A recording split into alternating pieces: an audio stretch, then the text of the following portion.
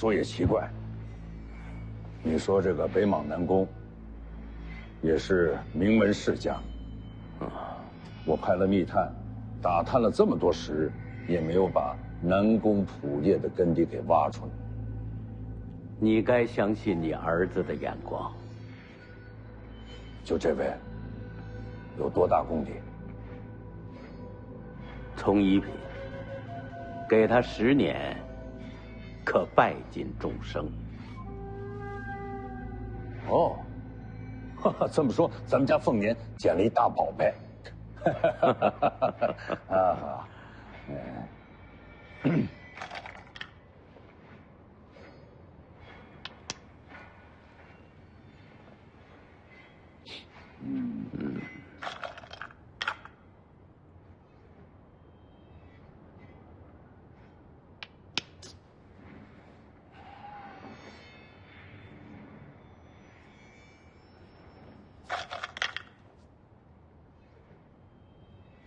我下了。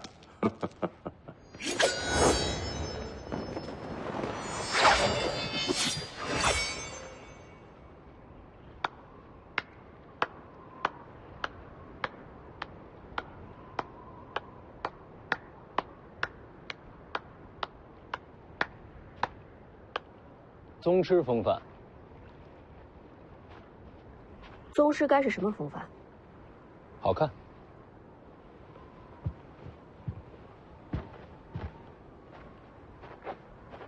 今日不该是你的籍贯之礼吗？怎么跑来看刀？徐骁想让我师傅观礼。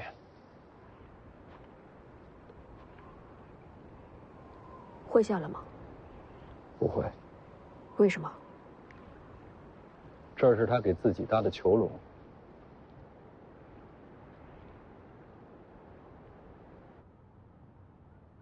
天下乱战已经过去了这么多年，你何必再纠缠往事啊？你还记得当年天下人是怎么说我的吗？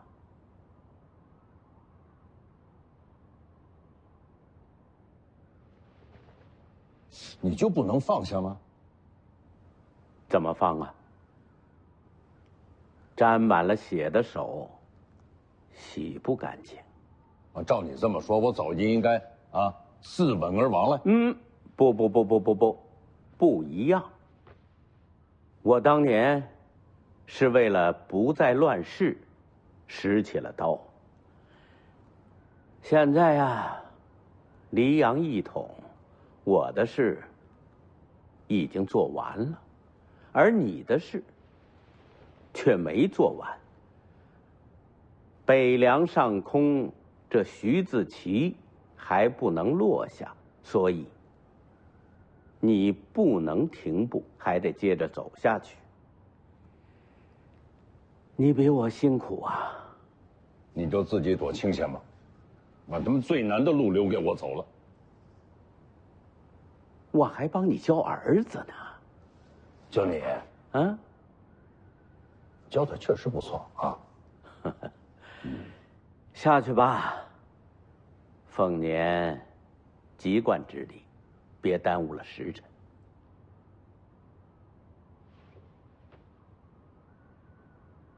哎，李义山是你师傅，难怪你不肯学武。以心治理，好过冲阵杀敌。只是这样的人最多做幕僚，却难以令三军归心。若是我接掌北凉，怕是难以服众。你是想这么说吧？你都知道，为什么还不肯学武？一个文武双全的师傅，你觉得能活多久？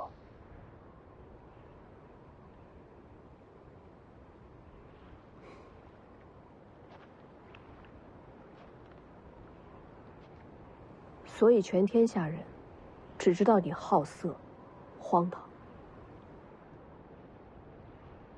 废物，命长。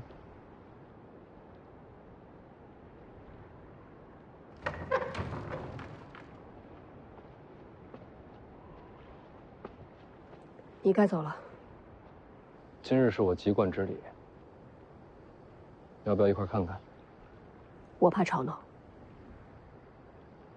行吧，走了。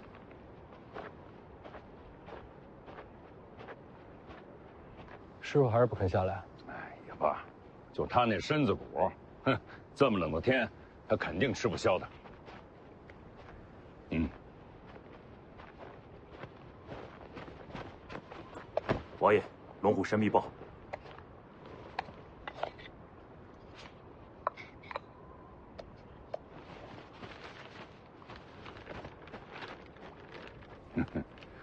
老黄已经离开了龙虎山，正在前往武帝城的路上。早点打完，早点回来。东海王先知，岂是凡人可敌的呀？啊，今天是你的籍贯之礼，不说这个，走。等等，宗庙是在这边，我知道。籍贯之礼应该去宗庙才对。我给他改了，按照古制要祭天地、祭先祖，都不用记。不祭天地、不祭先祖，那去哪儿行籍贯之礼？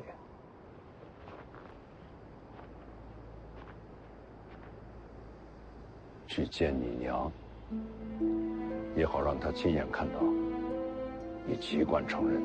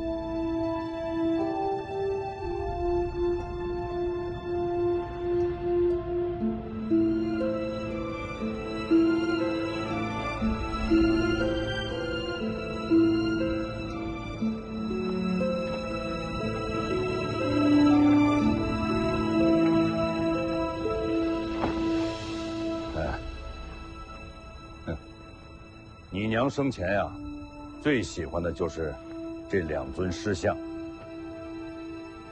那边是你的2个姐姐和黄满儿，只有你在这一侧。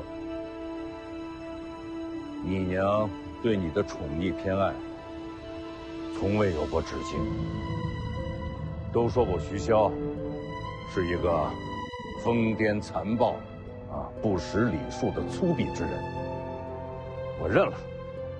今天你的籍贯之礼不祭天地，只拜你娘。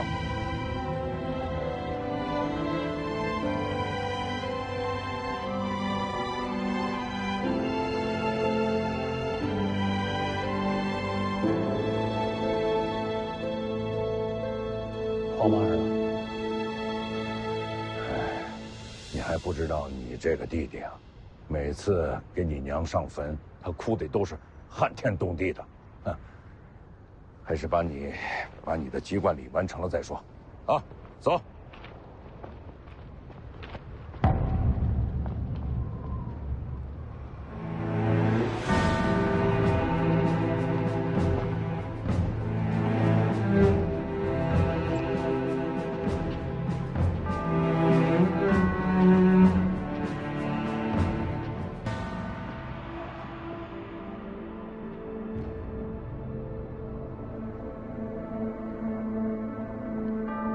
如此籍贯便已成人，你也可以感到欣慰了。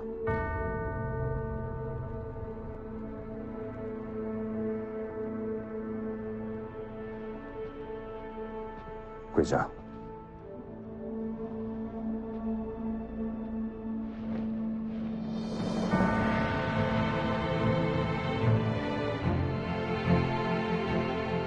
取冠义府。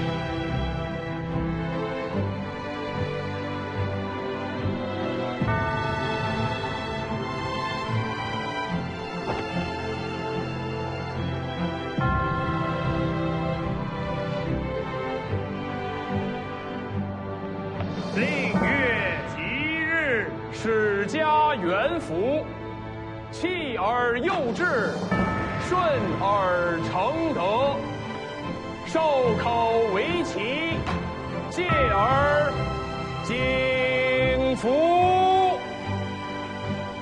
京城上下都盯着你这一关呐。此冠视为古制，今日之后不可再戴。这一冠后，可入仕，可治人。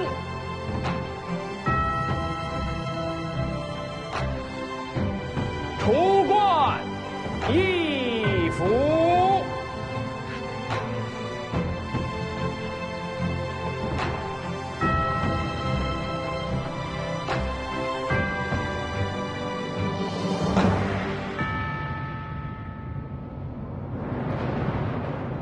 跪！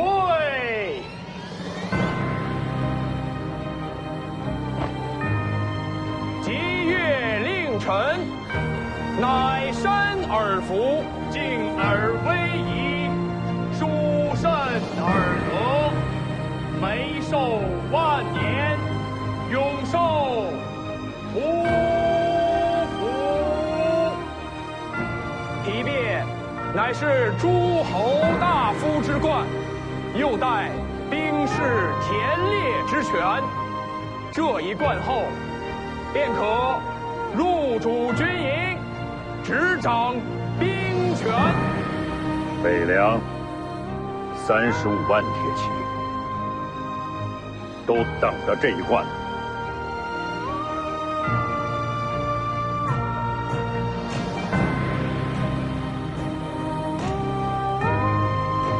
除冠一服。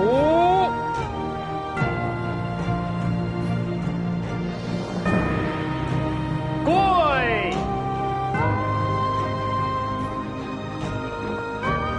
以岁之政，以月之令，贤家而服，兄弟俱在，以成厥德。黄狗无疆，受天之庆。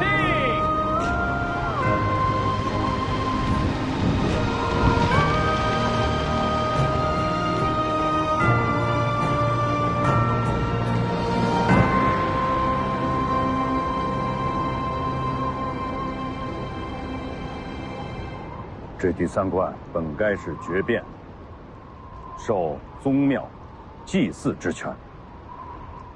我想了想，把它给换了。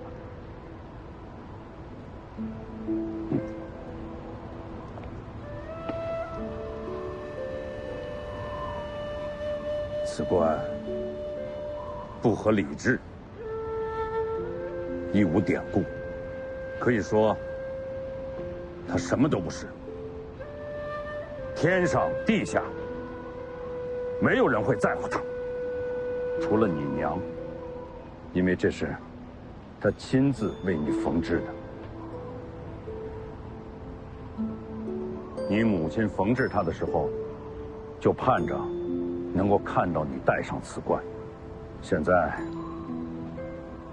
她终于瞧见了。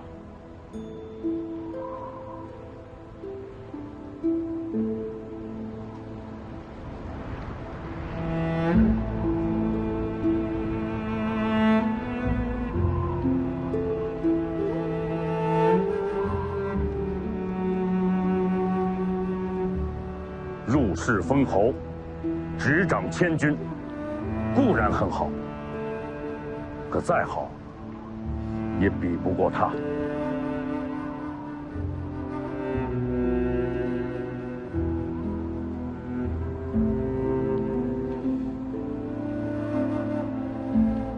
是啊，什么都好不过他。来。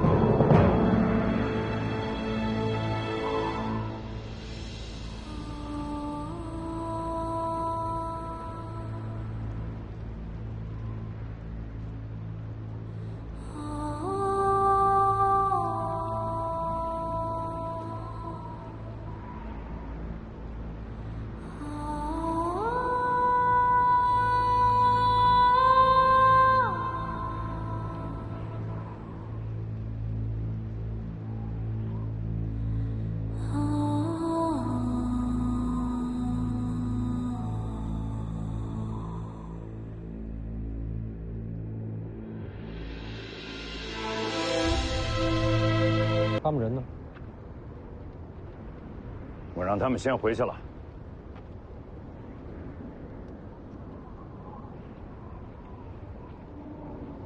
在看什么呢？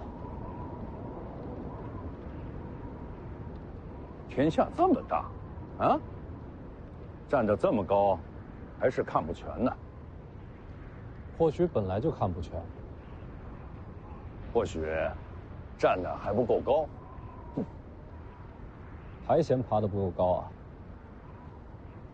站得高点儿，看得也清楚。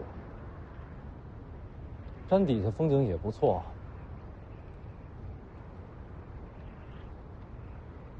丰年，按古里说，行过籍贯之礼，你就算是长大了。又想劝我接受北凉？不急啊，这事儿你可以慢慢的、仔细的去想。那你想说什么？我是想说，在今天之前，你还是个孩子。是，年轻真好，啊，但就是这个眼光行事不够周全。不过也没什么，我这个当爹的呀，就好比是一把大伞，啊，把那些风霜雪雨替你挡得远远的。所以啊，你做不了的决定，当爹的替你做了。什么决定？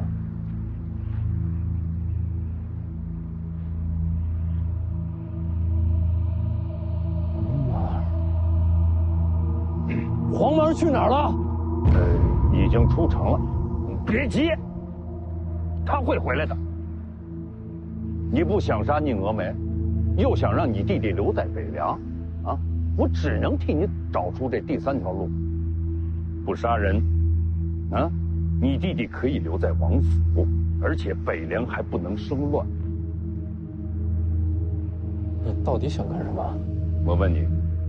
军中大营那些将校武官，为什么亲近你弟弟？天生神力，骁勇无双。如果他没了这副根骨呢？怎么就没了？我要重塑他的筋骨，让他变成一个凡人。这样，你可以不用杀人，你弟弟就可以永远留在王府啊！那些人也不会利用他来扰乱我们的北凉。怎么重塑？天下门派众多，武功繁杂，但有一个门派的武功特性，能让你弟弟洗精换骨。哪一家？武当。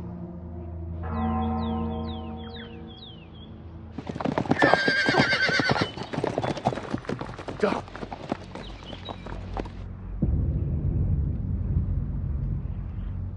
徐骁，你答应过我娘要保护好他。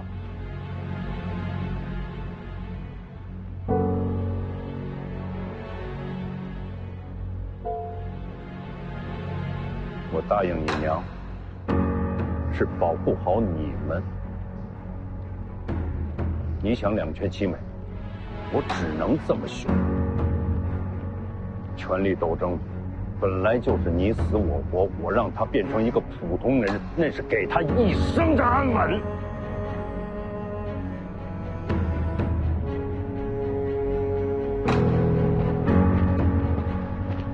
嗨，要想让黄满儿留在北凉，只此一路。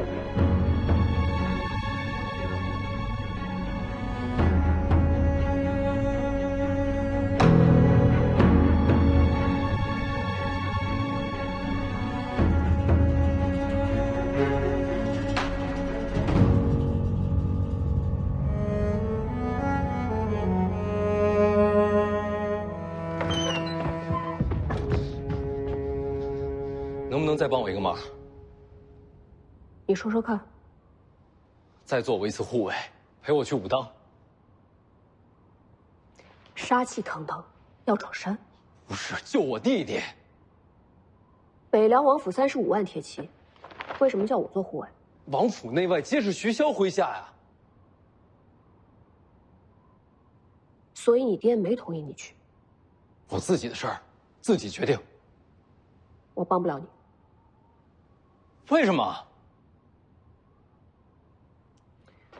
我要是帮你，你爹怕是要把我赶出廷朝廷。我以为我们是朋友。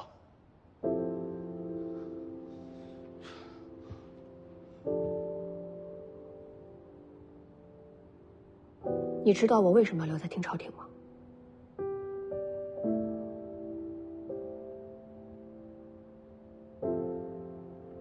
你要做天下第一高手。为什么要做高手？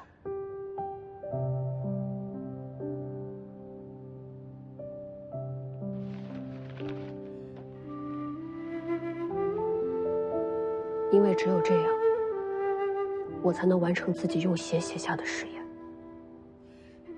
为逝去的人讨回公道。这是我活着唯一的目标。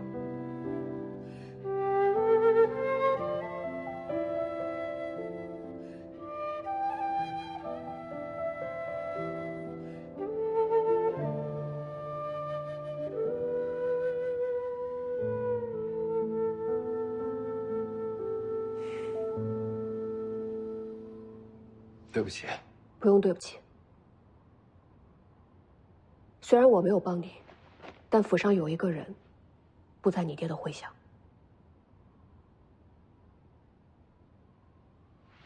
水里出来那个。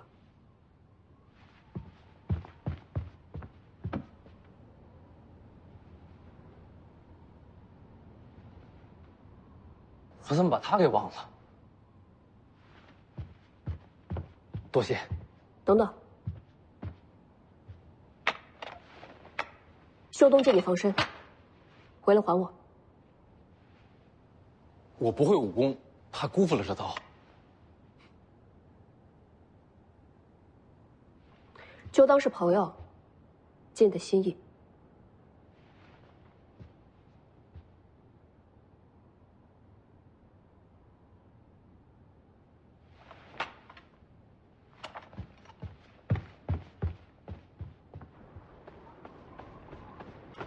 哎呀，多吃点啊，多吃点，吃嘞！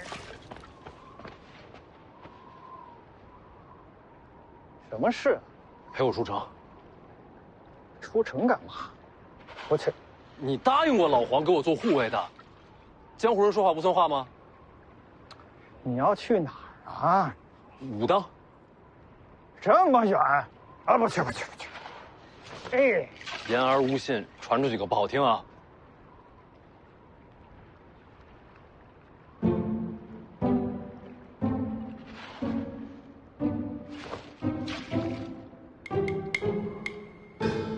都是朋友。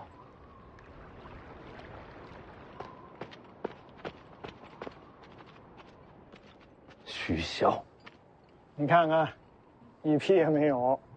你爹把马都收走了。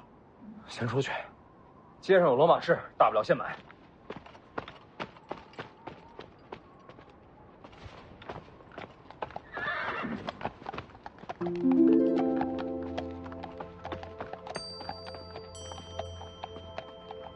你爹突然传令，所有战马运到兵营，我就猜到你要闹事，劫了2匹马下来，要借吗？2贯钱。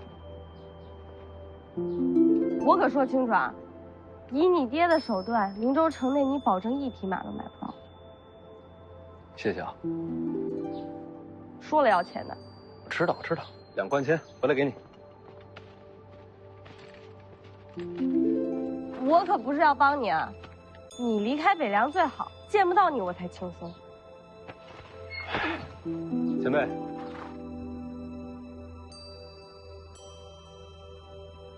你出城是和你爹对着干？没错，要追上我弟弟，搞不好还要动手抢人。前辈怕了？这才有点意思。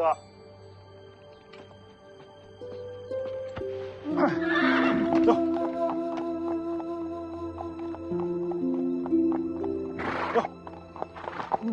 走。走。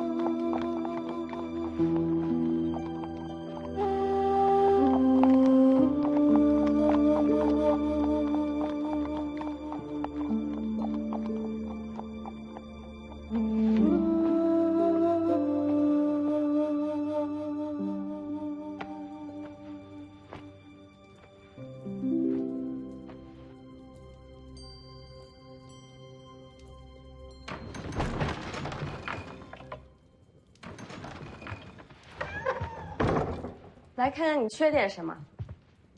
我听人说你给徐凤年送马，消息传得这么快？徐骁摆明了就是不想让徐凤年出城啊！你这不是惹祸上身吗？我都不怕，你怕什么？你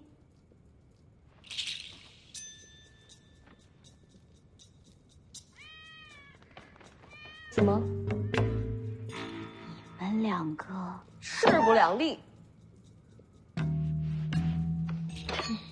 这家伙太贼了，每次都杀不着。你居然还没事？怎么没事儿？动刀不中就得罚钱。你为什么要杀他？他抢我钱，从小就欺负我。这可算不上理由。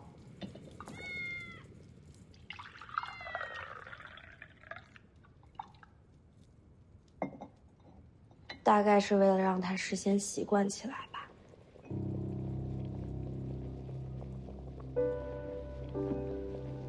习惯什么？习惯我们俩终究要分生死的结局。这话里有话。面对命运，每个人都是孤身一人。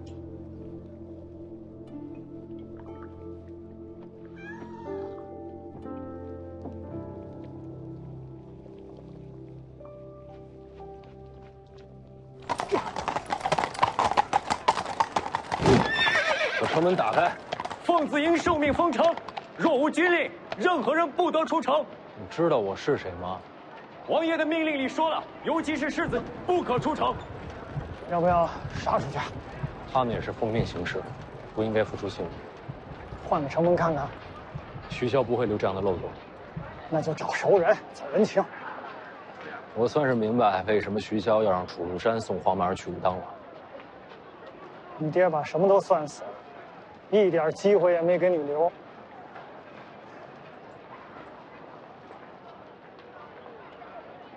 怎么，放弃了？这营号听着耳熟，想起来了，走。动！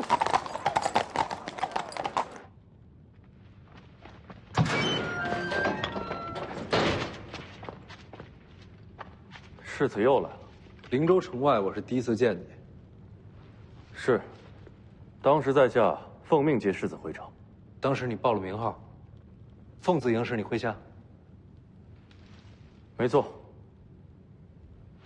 走。哎，干什么？帮我开城门。城门怎么了？你家凤子营现在正在封城。为何要封城啊？徐骁的命令。既是军令，自当遵从。我不去。他要毁我弟弟根骨。小王爷，能不能救他，现在就看你了。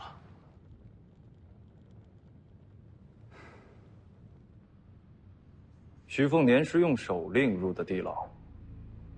那令牌是他师傅给的。宁峨眉定会下令开城门，他是凤子营主将，他的话对凤子营就是军令。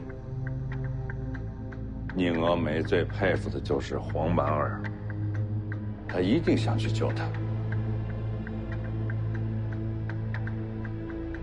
哎，你还追得上吗？追得上。哦，追上以后帮我传个话。世子请回，明日之前，城门不会再开。宁将军回来了，传我军令，开门，备马，遵令。上，上。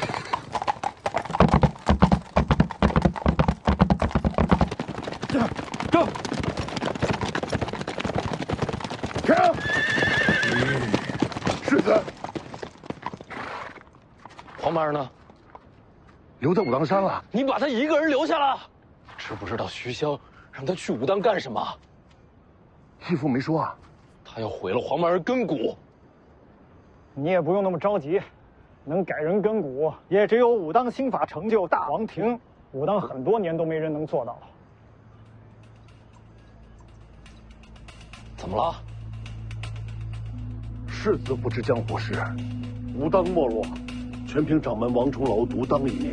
此人精彩绝艳，现已成就大王庭。武当又有人练成大王庭了。走，追去武当。陈继报，世子先走，我挡着他，逃不掉了。有话带给你，请说。义父让我传话给你。凤年，你已经成人，是该学会做抉择了。黄蛮儿之事本就两难，既然你已追去，就由你来决定结果。他的意思是让我去武当。你若想保徐龙将一身神力，就要回到最初抉择，要么让他离开北凉不再回来，要么就学会杀人。杀人？杀谁啊？武当你可以去，北凉军必须回灵州。宁峨眉、楚禄山，跟我回去。管到我头上了。他说的对。世子，北凉军已是皇室心头大患，长时间不在驻地，天知道会引来怎样的猜忌。你们得回去。是。还请世子念在手足之情，护住小王爷周全。一言为定。行。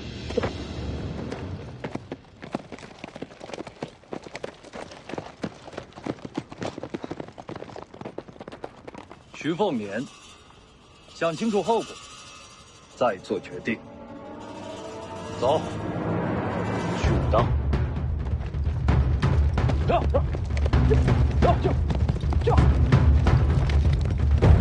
糟了，准备怎么要人？杀上武当，直接求见王重楼。武当掌门未必见。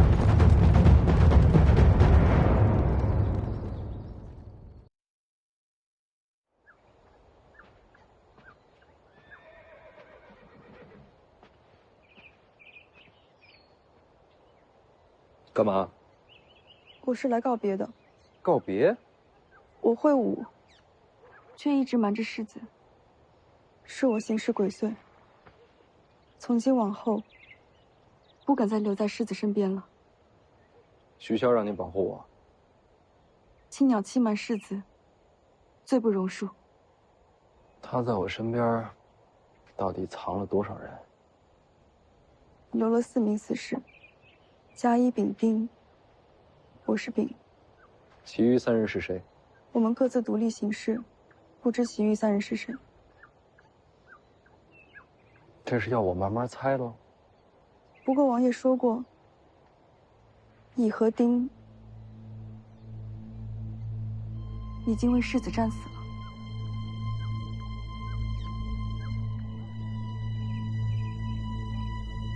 已经死了2个，可我连他们的名字都不知道。还有一个甲，难道是红薯？我不知道。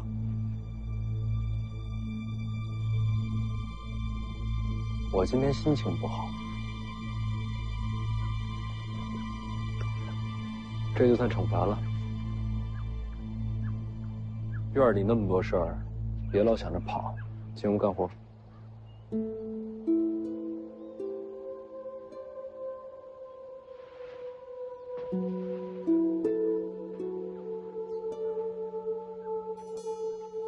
等等，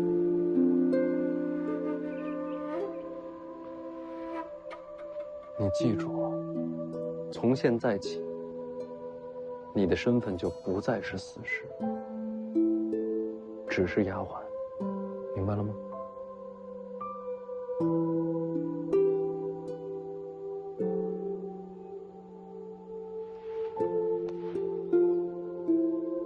手感不错，去吧。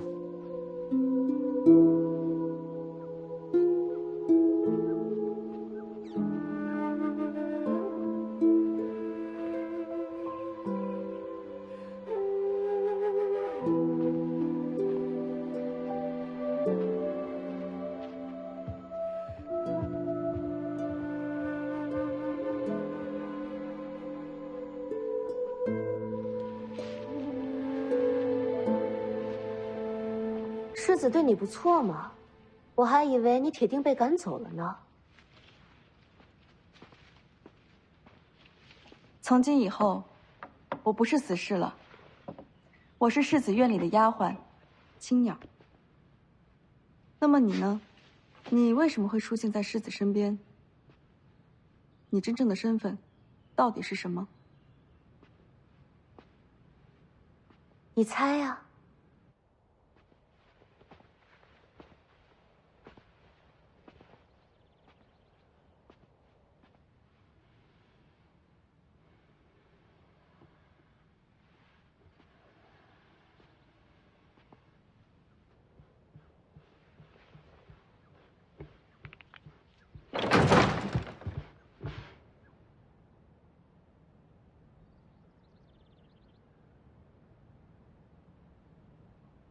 没事儿，就是闲来无事，想找个人说说话。哦，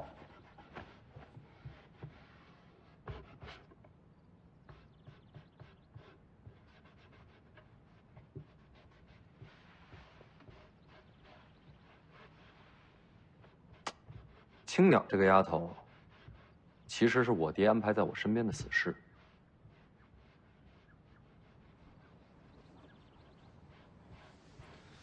他跟我说，我身边一共有4个死士，已经死了2个，还剩最后1个，藏在我身边。哦，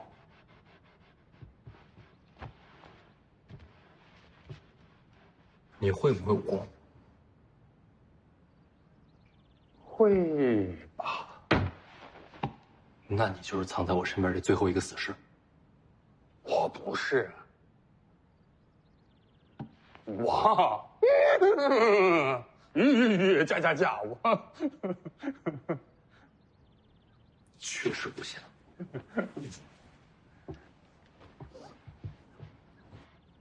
你会武功？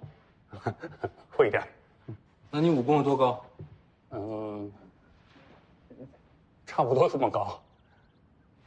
那你每次马尾追我，你跑得比我还快。我武功这么高，我不能轻易出手，这很容易出人命的。吹吧你就！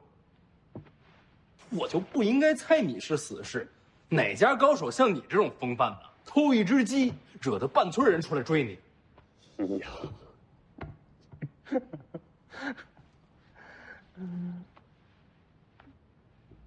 老黄啊，徐骁让我做个选择。要么杀了宁峨眉，要么把黄满儿送出北凉。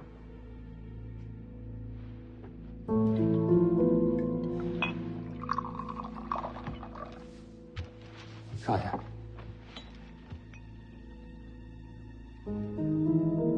军中有人支持黄满儿接掌北凉。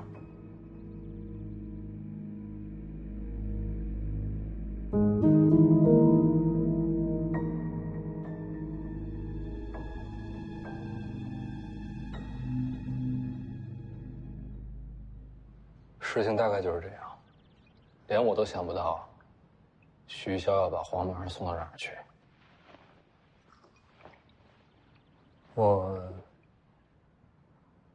大概能够猜到要把小王爷送到哪儿去。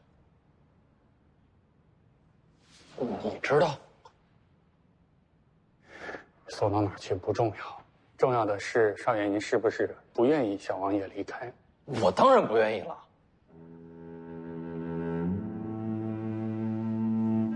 可是我不愿意有什么用啊？大姐、二姐走的时候，我也不愿意。最后还不是都走了？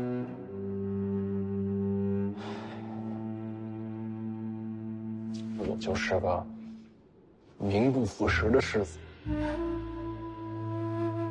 少爷，我这几天啊，一直在想我们这游历3年经过的事情。老黄是没用，但是也想能够帮到少爷。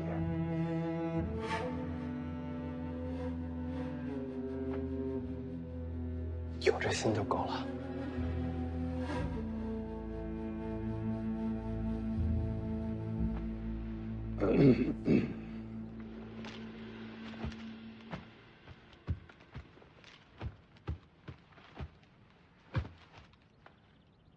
少爷知道胡地老亏吧？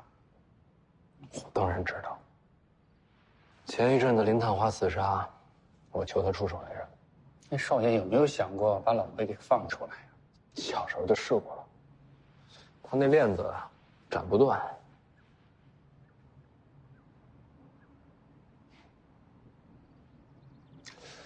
那少爷您这是缺一把好刀啊！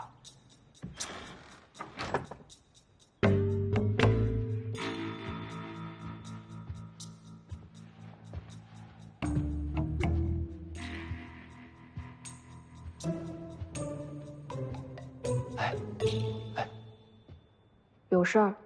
魏爷爷呢？啊，睡着了，睡着了好。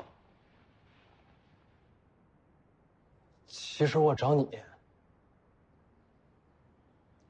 你上次说你有一把刀特别锋利，好像就是这把，是叫春雷对吧？有话直接说。你能不能借我用用？就一会儿，马上还你。借刀做什么？外边那湖底下锁着一个不知道多少年月的老魁，我想借你的刀把他给放。为什么要把他放出来？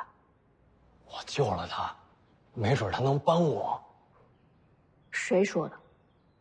老黄啊！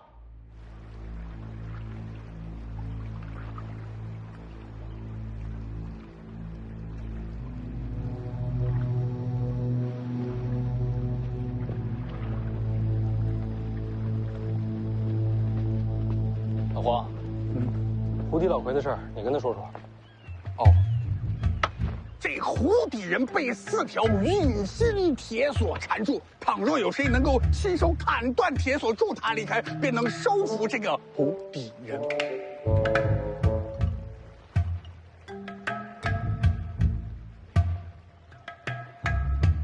这你也信？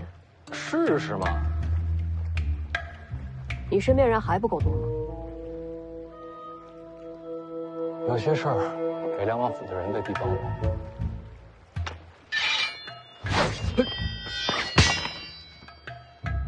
你怎么能跟不会武的人这么扔刀呢？万一我无后了怎么办？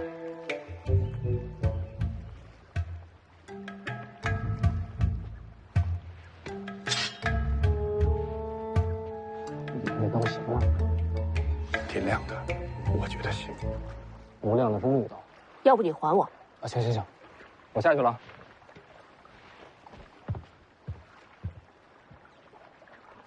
放出来不会出事吧？少爷放心，老黄在。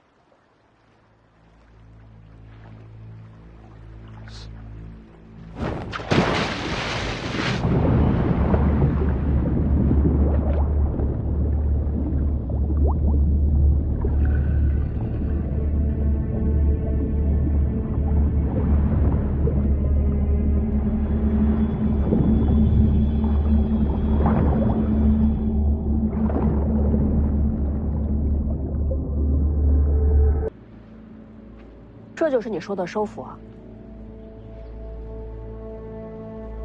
最后再问你一次，李山在哪？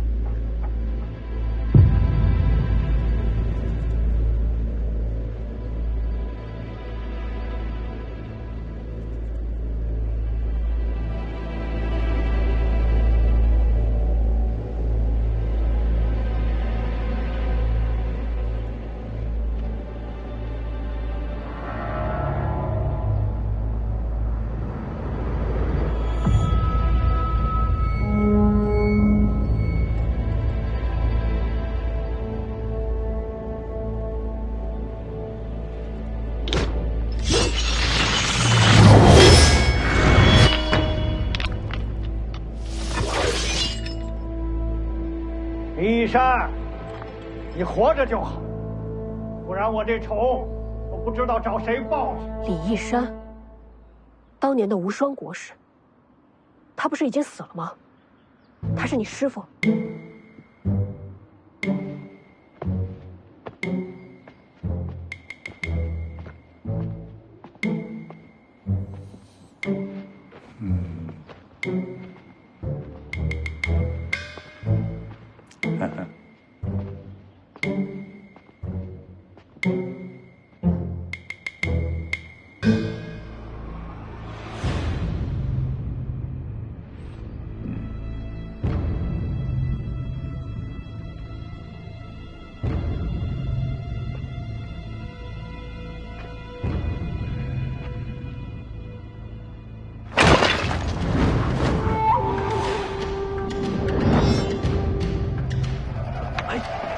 说你出的馊主意，你不是说把他放出来就能收服了吗？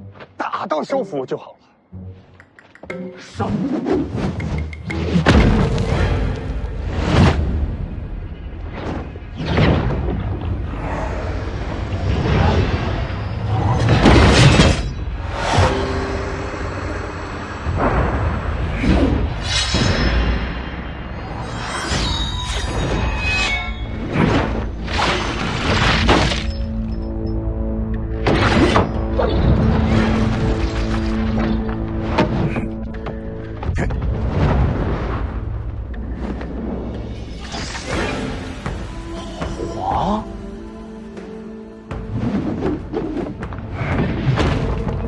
剑九狂，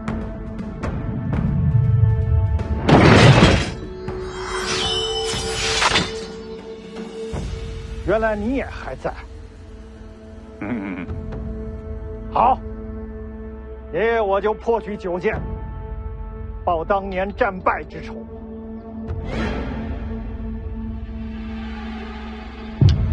剑一，龙蛇。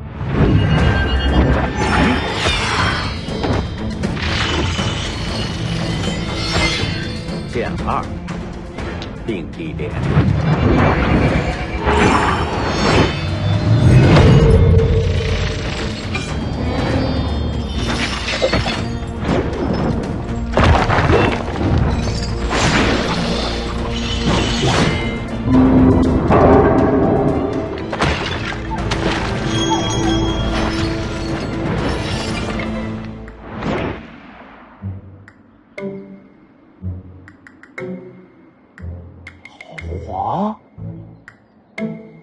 少爷，等等，还没完呢。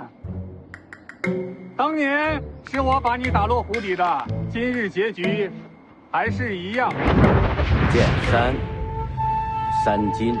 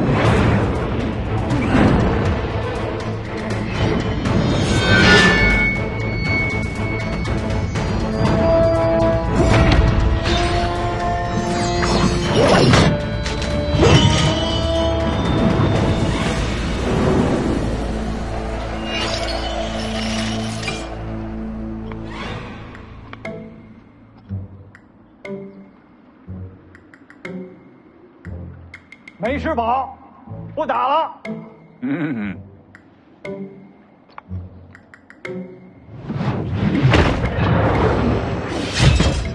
老黄，你。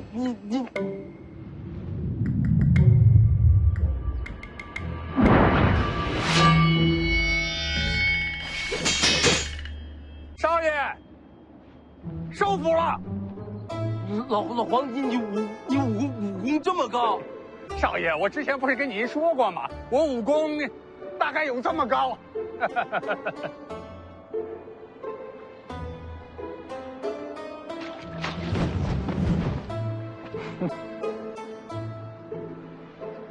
人家邓太阿手里就一枝桃花，这剑九皇的剑匣子里可全是名剑。换身衣服，老子要吃肉。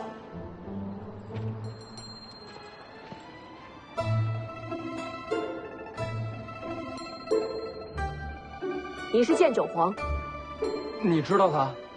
近50年用剑高手，除剑神李传刚之外，只有2个，一个是桃花之心剑神邓太阿，再一个就是他了。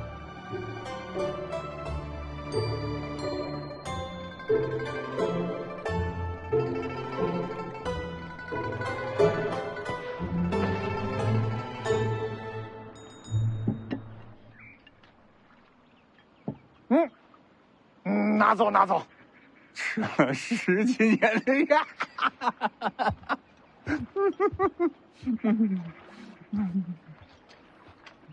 不打了。哦，那我就先去睡了。嗯。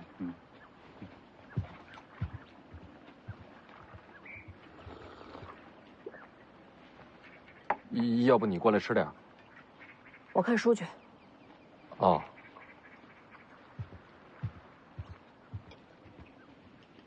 说吧，干嘛放我出来？少爷救了你，是不是该报恩啊？放屁！这小子放了我，最多我发善心不杀他，报个什么恩？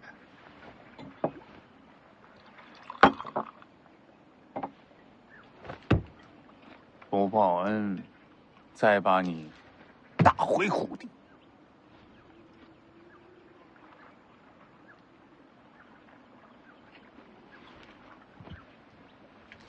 不着急，慢慢来，吃完了告诉我。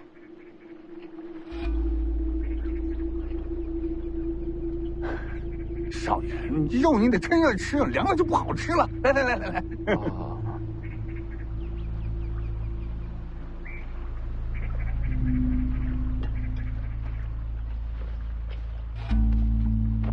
想好了没？怎么个报恩法？留在府里，保护少爷。有你在，要我做什么？我很快就走，在我回来之前，替我守住少爷。你要走？回头细说。好。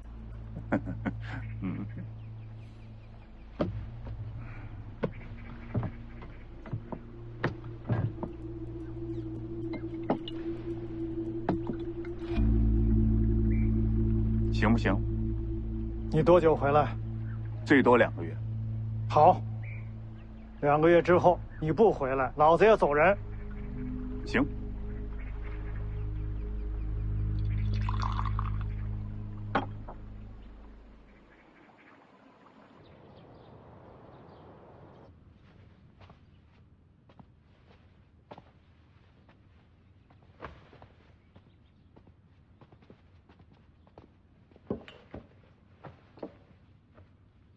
红薯替世子把鞋脱了，自己的院里怎么舒服怎么来。我自个儿能脱。那要我们有什么用啊？青鸟，有了老黄和胡迪老奎，你就更不用做死事了。以后给我安安心心的做个丫鬟。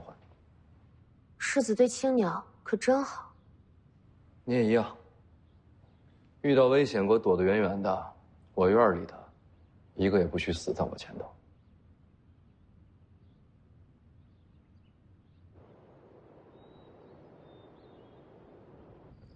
弄什么？老黄，酒。黄大侠，给大侠上酒。哎，老黄，你下午说的那个，少爷，咱们那次吃鸡是顺了2只蛋还是3只蛋来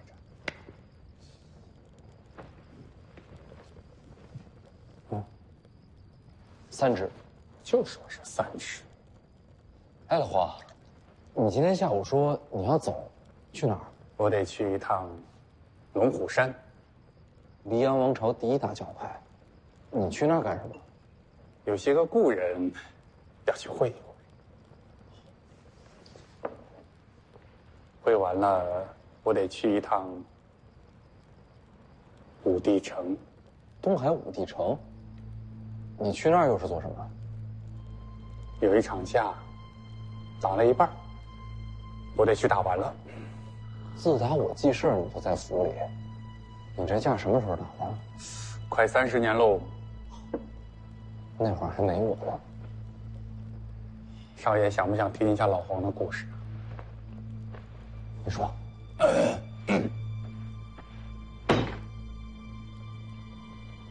其实也挺简单的。我最早是个铸剑的，铸啊铸啊铸啊铸啊的，突然有一天悟了剑道，成为了一名剑客。这也能行？运气好啊！你接着说。然后就游历江湖，收集天下名剑，入我剑下。就这剑匣子，全是名剑。天下10大名剑，里面原先有6把。原先？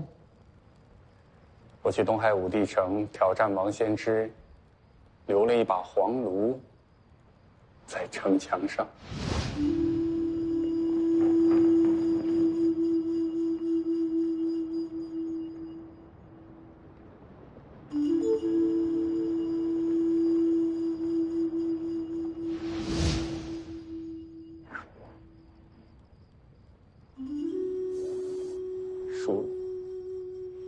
输就输嘛，哪有人长胜不输的？不行，打到一半我就知道自己输了，我当时特别害怕，怕死，怕败。后来我就逃了。离开武帝城之后好几年了，我天天做噩梦，梦见我被王仙芝打败了，丢了性命。少爷，您知道我为什么来北凉吗？北凉离东海很远的，我就像老鼠一样一直躲，不敢去面对武帝城，不敢去面对王仙芝。本来以为这辈子就这样了，直到跟少爷游历了这3年，我才过了这一关。跟这3年有什么关系？少爷，您不会武功，这3年你没躲过，没退过，没怕过。怎么说呢？我突然觉得我什么都不怕。失败啊，死啊，也就那么回事儿。我终于可以面对那个在我胸口压了30年的武帝城，我终于可以去面对心底的王仙芝。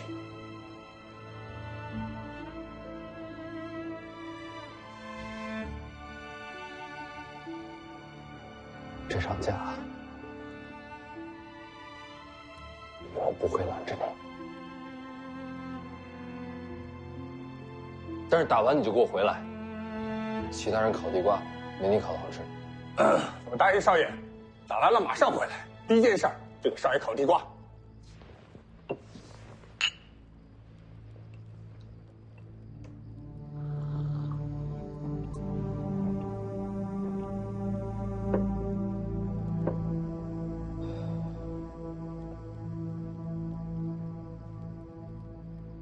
哎，那你不是要去武帝城吗？之前还去龙虎山干什么？做买卖。跟龙虎山的人做买卖？龙虎山里边有个老家伙，一直想试探一下王仙芝的底细，但是他根本不敢出手。那知道我要去迎战，欢天喜地的要在旁边观战，这不就是买卖吗？就是那个，反正这场架也要打，不如顺便跟龙虎山要点东西。那当然了，雁过必须拔毛啊！你要什么东西？保密。少爷以后会知道的。老家。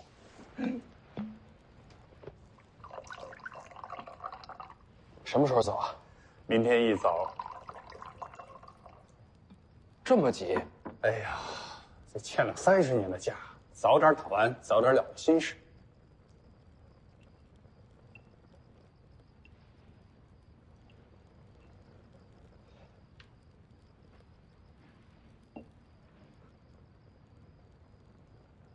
老黄，嗯，你那首歌怎么唱的来着？